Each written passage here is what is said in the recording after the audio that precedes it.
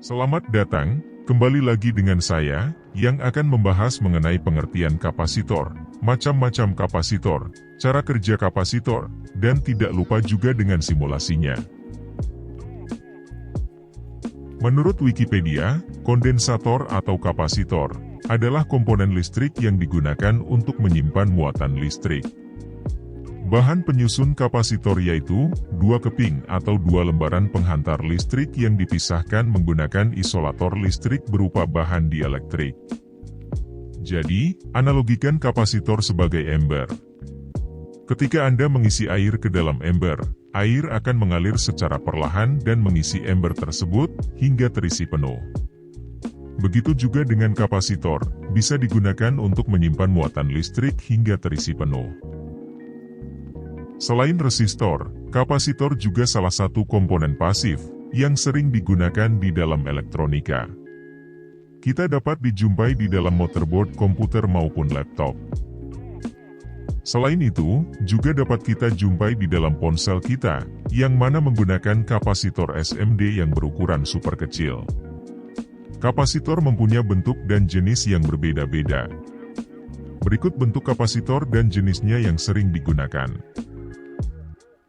Kapasitor keramik. Kapasitor keramik menggunakan bahan dielektrik keramik. Kapasitor ini umumnya memiliki ukuran yang kecil, toleransi kapasitansi yang baik, dan bekerja pada frekuensi tinggi. Digunakan dalam aplikasi umum seperti pembatas tegangan, penghubung sinyal, dan decoupling, atau penyaringan. Selanjutnya, ada kapasitor polyester. Kapasitor polyester menggunakan bahan dielektrik polyester. Kapasitor ini memiliki karakteristik yang baik dalam aplikasi frekuensi rendah hingga menengah. Digunakan dalam aplikasi seperti kopling dan decoupling pada rangkaian. Selanjutnya, kapasitor kertas. Kapasitor kertas adalah jenis kapasitor tetap yang menggunakan bahan dielektrik berupa lembaran kertas impregnasi minyak atau lilin. Bahan dielektrik kertas ini memisahkan dua plat logam yang berfungsi sebagai elektrode kapasitor.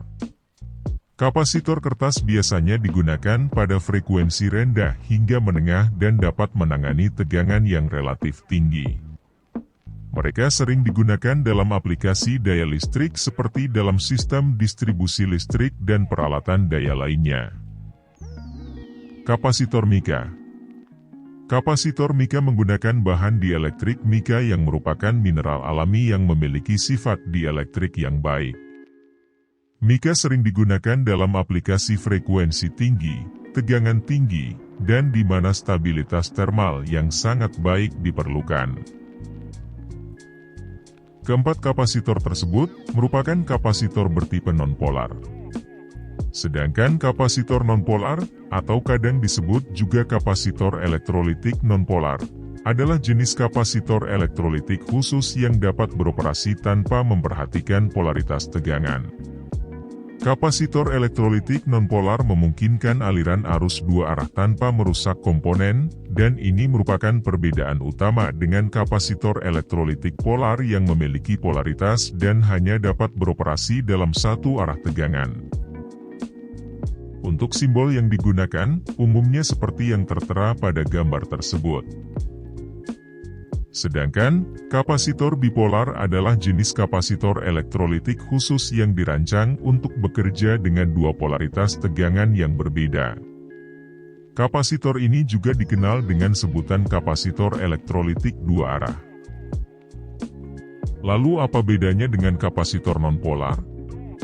Selain fungsi dan simbol yang berbeda, cara pemakaian kedua tipe tersebut juga berbeda. Untuk kapasitor nonpolar bisa digunakan secara bebas tanpa menentukan polaritas yang ada. Sedangkan untuk kapasitor bipolar, kita harus menentukan polaritas yang digunakan pada rangkaian tersebut. Untuk kapasitor bipolar terdapat dua tipe. Pertama, kapasitor elektrolitik polar. Kapasitor elektrolitik hanya dapat beroperasi dengan satu arah polaritas tegangan. Ini berarti, terminal positif harus selalu terhubung dengan tegangan positif dan terminal negatif harus selalu terhubung dengan tegangan negatif. Jika tegangan diterapkan dalam arah yang berlawanan, kapasitor elektrolitik polar dapat rusak atau menyebabkan kegagalan pada sirkuit. Kapasitor elektrolitik polar biasanya memiliki kapasitansi yang besar dan digunakan dalam aplikasi daya listrik. Selanjutnya, kapasitor tantalum. Kapasitor tantalum menggunakan bahan dielektrik tantalum oksida yang memiliki kapasitansi yang tinggi dalam ukuran yang relatif kecil. Digunakan dalam aplikasi di mana kapasitor dengan kapasitansi tinggi diperlukan dalam ukuran fisik yang kecil.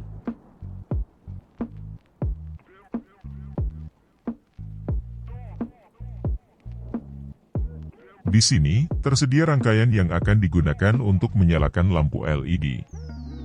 Yang dimana menggunakan kapasitor polar, yang berfungsi sebagai filter tegangan dan menyimpan tegangan yang digunakan untuk sementara.